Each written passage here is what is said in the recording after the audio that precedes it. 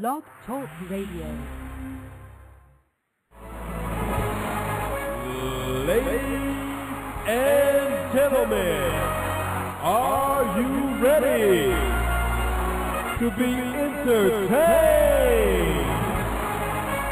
by the sweetest talent in internet radio? And now, here she is, Brown Sugar!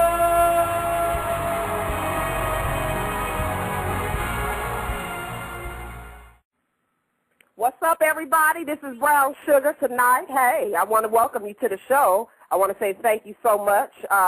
We are having a few technical difficulties, but definitely bear with us tonight because tonight is a great show, and we are going to talk about an awesome topic that is very controversial. But before we go any further, I'd like to introduce my guest co-host for tonight. Sound off now. Sound off. Welcome to Brown Sugar Radio. Hey, thanks a lot. Hello, everybody. I'm not in the chat room as we speak. I'll be there shortly. Congratulations, Brown Sugar, on your show being featured tonight. I saw that today. I saw your bright, shiny mug all throughout the day on the homepage. Okay, thank you.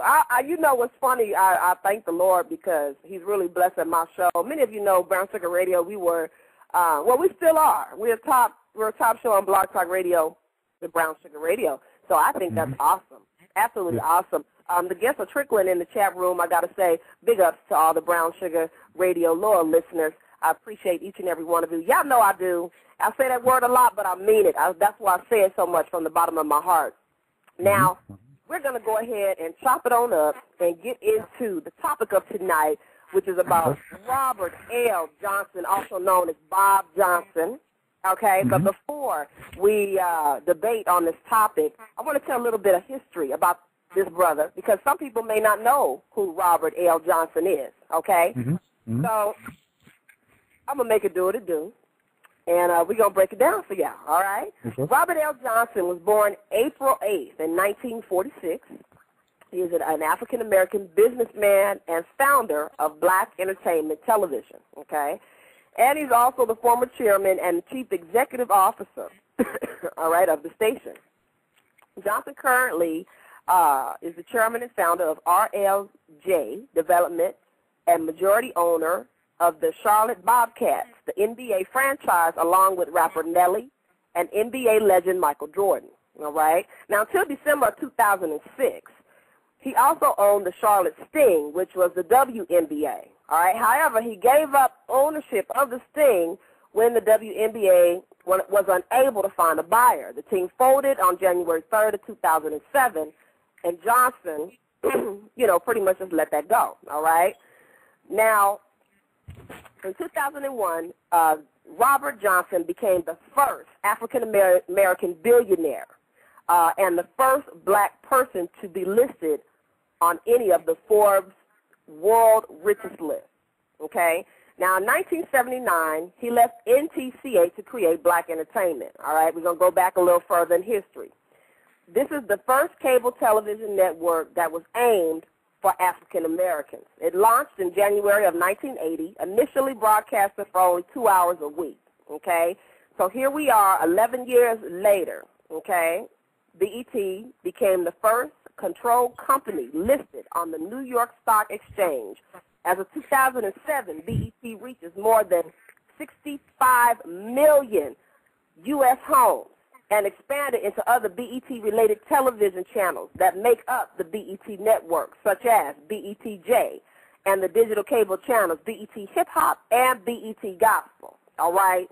Now, in 1988, Johnson took the company private, buying back all of its publicity stock. And in 1999, BET was no longer a black-owned business.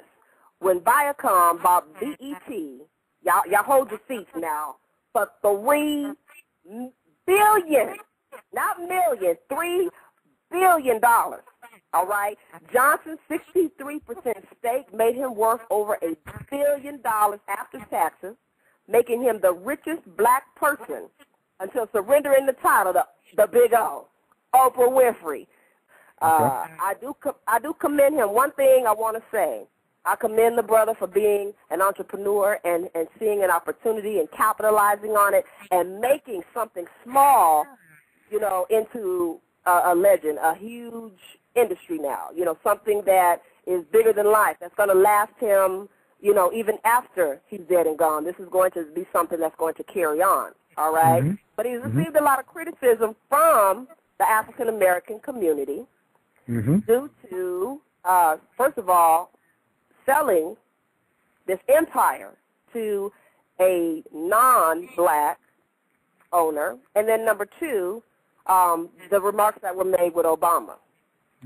Okay? So before we get into Obama, tell me your thoughts, Sound, and certainly callers, the second half of the segment, we're going to let you join us with your thoughts. Right now, Sound and I are going to share ours, and then after the commercial break, we'll pick you up. Go ahead, Sound. One of the first things I want to touch upon, I want to add to a lot of the negative feelings toward Bob Johnson, a lot of the negative stereotypical things that people have thrown this man's way.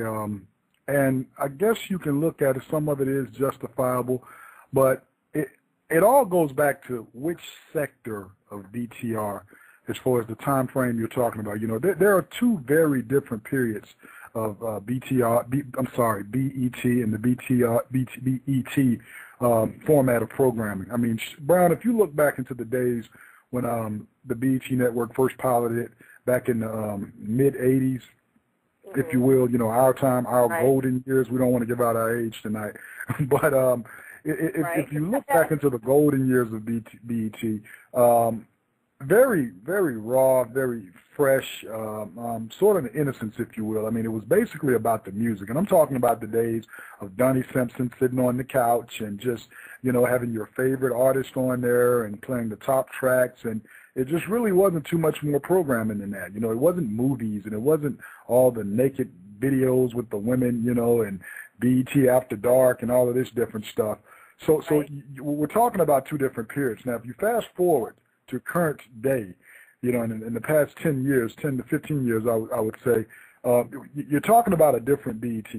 You're talking about a different BET where Bob Johnson has really, really been criticized for sort of the negative connotations and stereotypical images that he's portrayed in the African American community.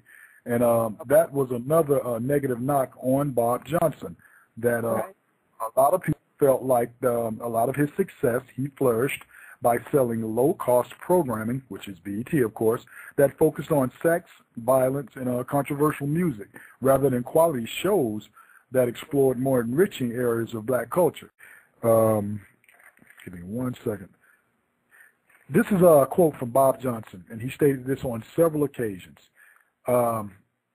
He never started BET to be anything more than a money-making entertainment channel. I never embraced the notion that BET was this great big slice of an African-American pie that solely belonged to the great black society. BET was plain and simple a business that had a great impact on African-American society, but it never belonged to it. End of quote. That's crazy. Wow. If that don't show a true color, you know what I'm saying? So you know. Now, real quick, I want to say this. Remember, I think it was on Wednesday you had your show, or Tuesday, when you were speaking about the Steve Harvey book. And one of the main questions your listeners asked you was, you know, did Steve Harvey truly write this book because he cared about relationships? Exactly. Because he cared about couples or women or men, or did he do it just for money? Well, that's the same question I want to impose tonight to the listeners, okay? And we're going to take a quick commercial break in just a moment. But after the commercial break, you are welcome to chime in on it and let us know your thoughts. You know, do you feel that he, you know, designed this to support the African-American culture and embrace it and to empower it, or do you feel it's just all about the dollar bill? Or the $1 billion bill? You feel he working with some real money. Basically. Okay.